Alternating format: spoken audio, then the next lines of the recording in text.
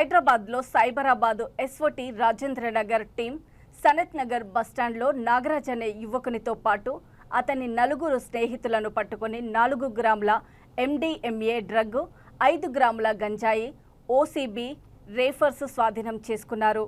April 4న Nagaraju స్నేహితుడు దిలీప్ పుట్టినరోజు సందర్భంగా 4 స్నేహితులతో గోవాకు వెళ్లి 4 గ్రాముల MDMA డ్రగ్తో పాటు గోవా నుండి బస్సులో హైదరాబాద్కు తిరిగి వచ్చారు.